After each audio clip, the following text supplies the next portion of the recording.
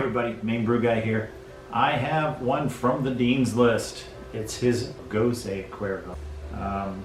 It was a collaboration he did with Rec Brewing. He says, drink it with a frosty mug and plenty of lime. Neither of those I have. I don't frost my mugs. Maybe I should have. All right, let's get this into a tall Pilsner glass here and see how this looks. Try not to sissy pour this one. To answer your question, Mike, yes, shoulder is very sore. Anyway, that's enough about that. So yeah, that's a fingerhead.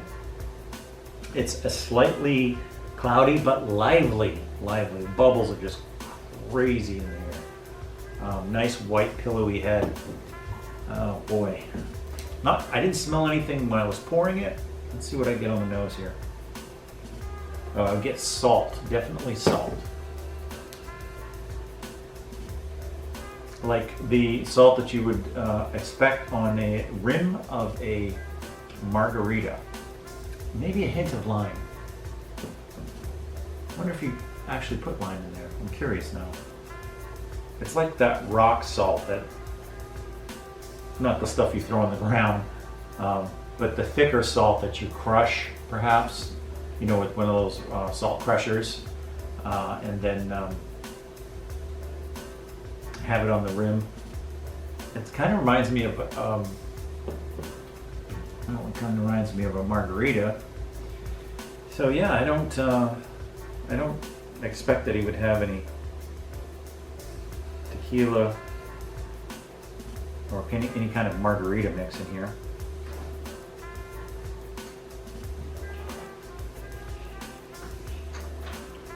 But yeah, mostly salt. So not much on the malt bill.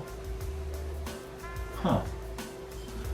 Mike, I don't know where you got the inspiration for this, but it's really curious. Okay, I gotta go in for the taste.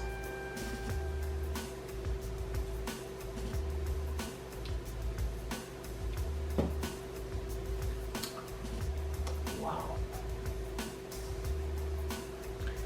That is interesting. Not overly salty. I was picking up more salt on the aroma than I am on the flavor. That's interesting. I was expecting a lot more salty beer there. Oh wow, that is interesting. I wonder how you did that. Brilliant, man. So it's salty, but not like you're picking up off the nose. It's appropriately salty for a Gose. It's got a nice light lime kind of flavor to it. It's refreshing. It's a bit tangy, and pH is down there a little bit, but it's not like crazy pucker up kind of sour. But you can tell it's definitely on the, it's in the sour Gose range. Well done, well done. Holy God, that is amazing. So like, that is the mouthfeel. So the mouthfeel is soft. You would expect that with a Gose because of the salt. Kind of reminds me a little bit when I was a kid, my grandfather used to salt his beer.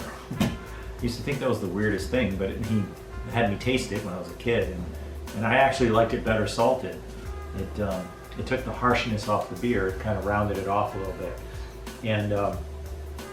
And that's what this does. It kind of makes it real round. I mean, that's a hell of a descriptor, right?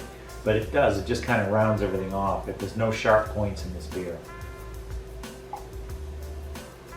We come up with the weirdest descriptors. But it's got legs all day long too. I mean, look at it hanging around on the glass. It's like a porter almost, but it's light and refreshing. The salt's there, but it's mild, it's appropriate, it's balanced. There's some lime in there. It's got a little bit of a fruitiness to it, but it's more like it's not lemon, it's not lime, but it's in there somewhere. It's close. I could see where lime would actually plus that up, whatever it is.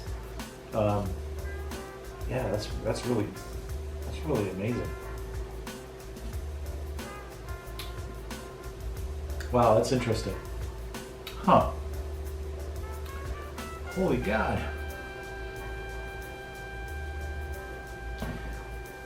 Mike had some really kind words for my raspberry mango sour yesterday, and we had said something about being like one of the best beers he had had all year.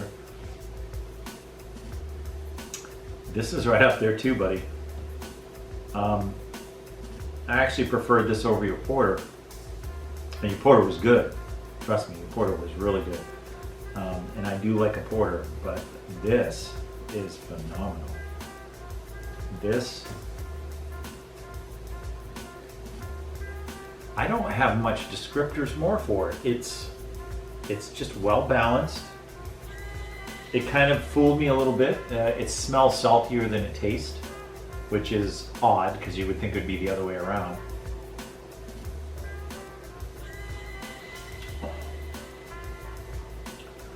It's the carbonation is a little on the higher side, but that's where you want to be in this style. You want it to effervesce and you want it to be like dancing on the tongue.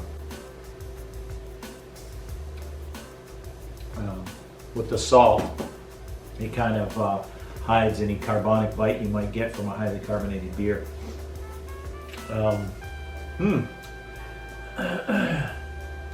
Boy, I have to brew this one. I think that this would be a crowd pleaser for sure.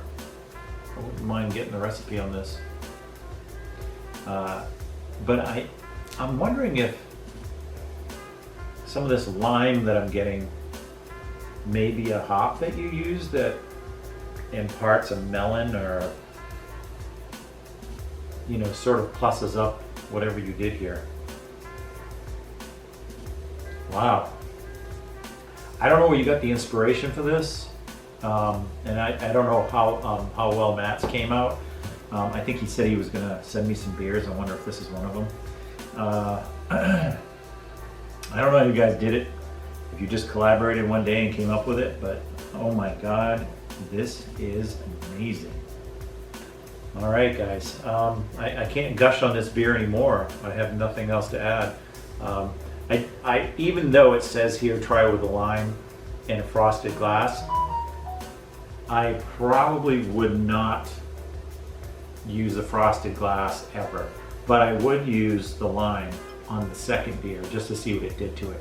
But knowing that I only had the one beer and I was going to review it, I definitely would not have used the lime. I wanted to get a true representation of the beer. But certainly a subsequent one, I would add a lime, absolutely.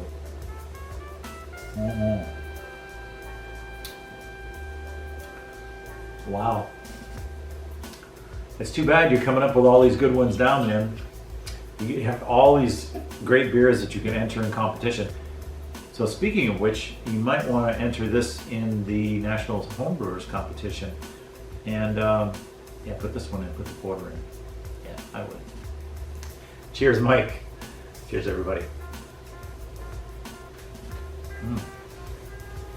Wow. Oh, coriander. Did you put coriander in here?